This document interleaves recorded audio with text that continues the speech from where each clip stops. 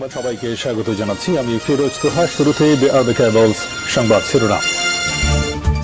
বাংলাদেশের সর্বশেষ গুরুত্বপূর্ণ আপডেট সংবাদে আপনাকে স্বাগত। শুরুতেই সংবাদ শিরোনাম, পরে বিস্তারিত। শুরুতেই জানিয়ে দিব, সাহায্য চাইলেন সমন্বয়ক হাসনাত। বৈষম্যবিরোধী ছাত্র আন্দোলনে আহত এবং শহীদ পরিবারের জন্য সাহায্য চেয়েছেন সমন্বয়ক হাসনাত আব্দুল্লাহ। এরপর জানিয়ে দিব, সরকারের উন্নয়ন প্রকল্প দুর্নীতি এবং অনিয়মের আখড়া, বললেন তথ্য উপদেষ্টা। এদিকে জামাত শিবির নিষিদ্ধের প্রজ্ঞাপন বাতিলের ব্যাখ্যা দিলেন ডক্টর আসিফ নজরুল। অন্তর্বর্তী সরকারের আইন বিষয়ক উপদেষ্টা অধ্যাপক ডক্টর আসিফ নজরুল বলেছেন, আওয়ামী লীগ ছাত্র জনতার গণবিপ্লবকে সন্ত্রাসী কর্মকাণ্ড বলতে চেয়েছে।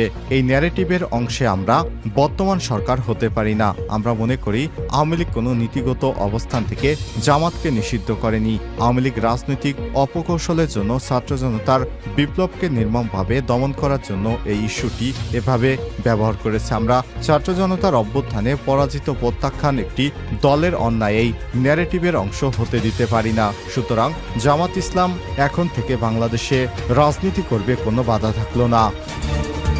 এবারে জানাবো, ছাত্রদের ত্রাণ সামগ্রী ছিনিয়ে নিল বিএনপি নেতা, উদ্ধার করল সেনাবাহিনী।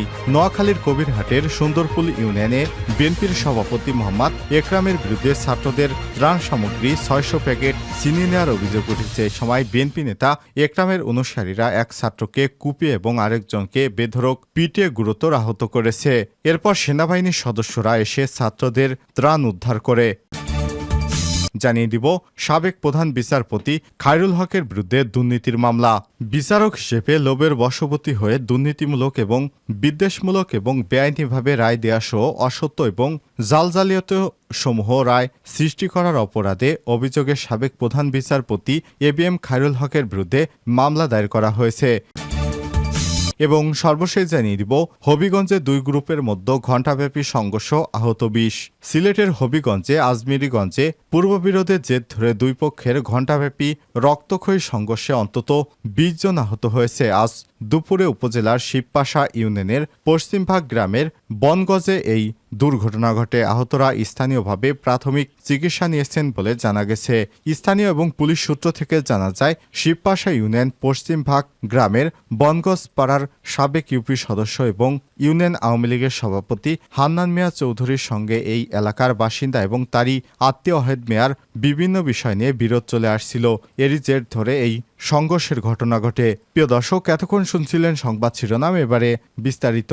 তবে তার আগে বন্ধুরা, অনুরোধ থাকবে এই সংবাদটিতে একটি লাইক দিন। এই চ্যানেলে আপনি নতুন হয়ে থাকলে আমাদের সংবাদটি দেখতে দেখতে চ্যানেলটি সাবস্ক্রাইব করে রাখুন, যাতে করে বন্ধুরা আমাদের পরবর্তী লেটেস্ট আপডেট সংবাদগুলো সবার আগে আপনার কাছে পৌঁছে যায়। এবারে বিস্তারিত। সাহায্য চাইলেন সমন্বয়ক হাসনাত। বৈষম্যবিরোধী ছাত্র আন্দোলনে আহত এবং শহীদ পরিবারের জন্য সাহায্য চেয়েছেন সমন্বয়ক হাসনাত আব্দুল্লাহ। বুধবার ২৮ আগস্ট রাতে ফেসবুকে এক পোস্টে সাহায্যের জন্য আবেদন করেছেন হাসনাত আব্দুল্লাহ। এ সময় তিনি বলেন, বন্যা পরিস্থিতিতে আমরা ক্রাউড ফান্ডিং করলেও বিপ্লবে আহত এবং শহীদদের জন্য সরাসরি কোনো ফান্ড গঠন করিনি। সঙ্গত কারণেই আমরা আগেও বলেছি, সমন্বয়ক পরিচয়ে কেউ যেন টাকা কালেকশন না করে, কিংবা আপনারাও শুধু সমন্বয়ক পরিচয়ে কাউকে টাকা না দেন। হাসনাত আব্দুল্লাহ আরও বলেন, যারা আন্দোলনে আহত এবং শহীদ পরিবারকে এই মুহূর্তে অর্থ সহায়তা করতে চান, তারা চেষ্টা করুন সরাসরি পেশেন্টদের কাছে সহায়তা পৌঁছানোর। বিশ্বাস করুন, তাদের অনেক সহায়তা প্রয়োজন। বিভিন্ন এনজিও লিস্ট করে কাজ করছে, তাদের মাধ্যমে ব্যবহার করতে পারেন। এ সময় তিনি বলেন, কেউ একান্তই যদি বৈষম্য বিরোধী ছাত্র আন্দোলনের সমন্বয়ক কারো সাহায্য চান, তবে ছোট ভাই তারেকের নেতৃত্বে গঠিত স্বাস্থ্য বিষয়ক কেন্দ্রীয় উপকমিটির হটলাইন নাম্বারে যোগাযোগ করুন। তারা সরাসরি পেশেন্টদের সাথে আপনাদের যোগাযোগ করিয়ে দিবে। টাকাটা আপনারা সরাসরি পেশেন্টদের কাছেই পৌঁছে দিবেন। এ সময় তিনি একাধিক নম্বর যোগ করেন। এগুলোর একটি ডোনারদের যোগাযোগের জন্য হটলাইন নাম্বার হচ্ছে 013033803809, আর যে কোনো জরুরি সহায়তার জন্য হটলাইন নাম্বার 014007280880। আরেকটি নাম্বার হচ্ছে 018182792217। সরকারের উন্নয়ন প্রকল্প দুর্নীতি এবং অনিয়মের আখড়া, বললেন তথ্য উপদেষ্টা নাহিদ। সরকারের উন্নয়ন প্রকল্প দুর্নীতি এবং অনিয়মের আখড়া বলেই এমন ধারণা রয়েছে বলে মন্তব্য করেছেন অন্তর্বর্তী সরকারের তথ্য এবং সম্প্রচার মন্ত্রণালয়ের উপদেষ্টা মোহাম্মদ নাহিদ ইসলাম। বুধবার ২৮ আগস্ট মন্ত্রণালয়ের সভাকক্ষে ২০২৪-২৫ অর্থ বছরে বার্ষিক উন্নয়নের কর্মসূচি জুন ২০২৪ পর্যন্ত বাস্তবায়ন অগ্রগতি পর্যালোচনা সভায় প্রধান অতিথির বক্তব্যে তিনি এসব কথা বলেন। তথ্য উপদেষ্টা বলেন, জনগণ এই ধারণা পোষণ করে কারণ উন্নয়ন প্রকল্পগুলো নিয়েই সবচেয়ে বেশি দুর্নীতি এবং অনিয়মের অভিযোগ আসে। উন্নয়ন প্রকল্পগুলো নির্ধারিত সময় শেষ করতে নির্দেশনা দেন তিনি। এ সময় তিনি বলেন, আপনারা সকলেই এ বিষয়ে সচেতন থাকবেন যাতে প্রকল্পের কাজে স্বচ্ছতা থাকে এবং কোনো অভিযোগ না আসে। বিভিন্ন সময় কিছু অপ্রয়োজনীয় এবং প্রকল্পের কথা শোনা যায়, সেগুলো মূলত দুর্নীতি করার জন্যই নেওয়া হয়। এই ধরনের কোনো প্রকল্প যেন তথ্য এবং সম্প্রচার মন্ত্রণালয়ে না নেওয়া হয়। নাহিদ ইসলাম আরও বলেন, অনেকগুলো প্রকল্প নির্ধারিত সময় শেষ হয়নি, যার নানা কারণ থাকতে পারে, কিন্তু এটা ভালো বার্তা দেয় না। সেজন্য গৃহীত প্রকল্পগুলো নির্ধারিত সময়ের মধ্যেই শেষ করতে সর্বোচ্চ চেষ্টা করার অনুরোধ করেছেন তথ্য উপদেষ্টা। জামাত শিবির নিষিদ্ধের প্রজ্ঞাপন বাতিলের ব্যাখ্যা দিলেন আসিফ নজরুল।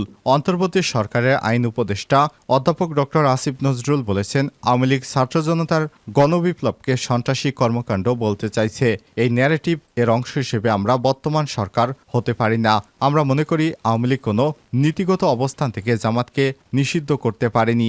আওয়ামী লীগ রাজনৈতিক অপকৌশলের জন্য ছাত্র জনতার বিপ্লবকে নির্মমভাবে দমন করার জন্য এই ইস্যুটি এভাবে ব্যবহার করেছে। আমরা ছাত্র জনতার অভ্যুত্থানে পরাজিত প্রত্যাখ্যাত একটি দলের অন্যায় এবং ন্যারেটিভের অংশ হতে পারি না। বুধবার দুপুরের দিকে জামাত শিবিরকে নিষিদ্ধ করার জারি করা প্রজ্ঞাপন বাতিলের পর সচিবালয়ে সাংবাদিকদের সঙ্গে আলাপকালে ডক্টর আসিফ নজরুল এসব কথা বলেন। বুধবার সকালে জামাত ইসলাম এবং ইসলামী ছাত্র শিবিরকে নিষিদ্ধ জারি করা প্রজ্ঞাপন বাতিল করে স্বরাষ্ট্র মন্ত্রণালয়ের জননিরাপত্তা বিভাগ। প্রজ্ঞাপনে বলা হয়, জামাত ইসলাম এবং ইসলামী ছাত্র শিবির এর অঙ্গ সংগঠনের সন্ত্রাস এবং সহিংসতার সঙ্গে সম্পৃক্ত সুনির্দিষ্ট কোনো তথ্য প্রমাণ পাওয়া যায়নি। সরকার বিশ্বাস করে জামাত ইসলাম এবং ইসলামী ছাত্র শিবির এর অঙ্গ সংগঠন ইসলামী কার্যকলাপের সঙ্গে জড়িত নয়। এই প্রজ্ঞাপন জারির আগে আইন মন্ত্রণালয়ের আইন মতামত নেয়া স্বরাষ্ট্র মন্ত্রণালয়। আইন উপদেষ্টা বলেন, সমাজের কিছু মহল থেকে বহু বছর ধরে জামাত ইসলামকে নিষিদ্ধ করার দাবি উঠত। এটি ঠিক বেঠিক কিনা সেটিতে তিনি যাচ্ছেন না, কিন্তু আওয়ামী লীগ 15 বছর ক্ষমতায় ছিল, তারা জামাত শিবিরকে নিষিদ্ধ করেনি। তারা এমন একটি বিশেষ মুহূর্তে এটি করেছে যখন ছাত্র জনতার অভ্যুত্থান বিপ্লব চলছিল। তারা ছাত্র জনতার এই গণ অভ্যুত্থানকে সন্ত্রাসী কর্মকাণ্ড এবং জামাত বিএনপি জঙ্গিদের সন্ত্রাস আখ্যায়িত করে এই আন্দোলনকে নির্মমভাবে দমন করার চেষ্টা করছিল। আওয়ামী লীগের এই প্রজ্ঞাপন স্বরাষ্ট্র মন্ত্রণালয় থেকে পরীক্ষা করে দেখা হয়েছে উল্লেখ করে ডক্টর আসিফ নজরুল বলেন, জামাত বিএনপির জঙ্গি এবং সন্ত্রাসী হিসেবে আখ্যায়িত করেছে এই সরকার। ওই ন্যারেটিভ অংশ হিসেবে জামাতকে সন্ত্রাসী সংগঠন হিসেবে হঠাৎ ঘোষণার একটি প্রজ্ঞাপন জারি করা হয়েছিল, যেটি কোনোভাবেই শেখ হাসিনা সরকারের আদেশ বৈধ ছিল না। সুতরাং এই আদেশটিকে আমরা বাতিল করলাম। ছাত্রদের ত্রাণ সামগ্রী ছিনিয়ে নিল বিএনপি নেতা, উদ্ধার করল সেনাবাহিনী। নোয়াখালীর কবিরহাটে সুন্দরপুল ইউনিয়ন বিএনপির সভাপতি এবং মোহাম্মদ একরামের বিরুদ্ধে ছাত্রদের ত্রাণ সামগ্রীর ৬০০ প্যাকেট ছিনিয়ে নেওয়ার অভিযোগ উঠেছে। এ সময় বিএনপি নেতা একরামের অনুসারীরা এক ছাত্রকে কুপিয়ে এবং আরেকজনকে বেধড়ক পিটে গুরুতর আহত করে। বুধবার ২৮ আগস্ট দুপুরে অভিযুক্ত বিএনপি নেতাকে দল থেকে বহিষ্কার করা হয়েছে। মঙ্গলবার ২৭ আগস্ট রাত ৯টার দিকে সেনাবাহিনী এবং কবিরহাট থানার একদল পুলিশ ছিনিয়ে নেওয়া ত্রাণগুলো উদ্ধার করে।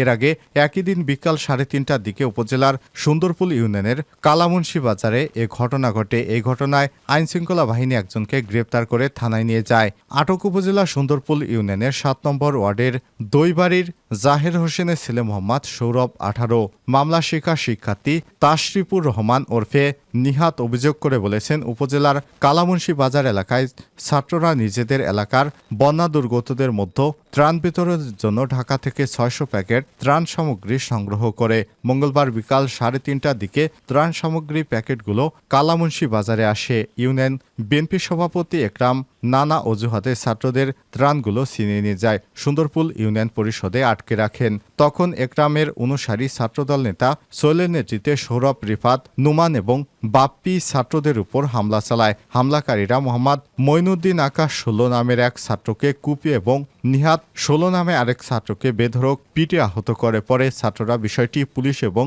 সেনাবাহিনীকে জানালে তারা ঘটনাস্থলে যায়। তারা ছাত্রদের ত্রাণ সামগ্রী উদ্ধার করে। এ বিষয়ে জানতে চাইলে সুন্দরপুর ইউনিয়নের বিএনপির সভাপতি মোহাম্মদ একরাম অভিযোগ করে বলেছেন, আইন শৃঙ্খলা বাহিনীর লোকজন ত্রাণগুলো উদ্ধার করে এরপর যাদের ত্রাণ তাদের ফেরত দেওয়া হয়েছে তারা তাদের লোক দিয়ে ত্রাণ সামগ্রীগুলো বিতরণ করেন। কবিরহাট উপজেলা বিএনপির সভাপতি কামরুল হুদা চৌধুরী লিটন বলেছেন, বিষয়টি আমি শুনেছি। অভিযুক্ত বিএনপি নেতাকে দল থেকে বহিষ্কার করা হয়েছে। দলীয় বৈঠকে তার বিরুদ্ধে সাংগঠনিক ব্যবস্থা গ্রহণ করব। তিনি আরো বলেন, এই ত্রাণ বিতরণের সাথে কয়েকজন ছাত্রলীগের ছেলে জড়িত ছিল। তারা 5ই আগস্টের আগে আমাদের লোকজনকে মারধর করেছে। আসলে ছোট বিষয়টিকে বড় করা হয়েছে। কবিরহাট থানার ওসি মোহাম্মদ হুমায়ুন কবির বলেন, খবর পেয়ে ছাত্রদের ত্রাণ সামগ্রী উদ্ধার করে ফেরত দেওয়া হয়েছে। তাৎক্ষণিক ঘটনাস্থল থেকে একজনকে গ্রেপ্তার করা হয়। ছাত্ররা লিখিত অভিযোগ দিলে পরবর্তীতে আইনগত ব্যবস্থা গ্রহণ করা হবে। এরপর এক প্রশ্নের জবাবে ওসি জানান, বিএনপি নেতারা অভিযুক্ত বিএনপি নেতাকে দল থেকে বহিষ্কার করার কথাও জানিয়েছেন।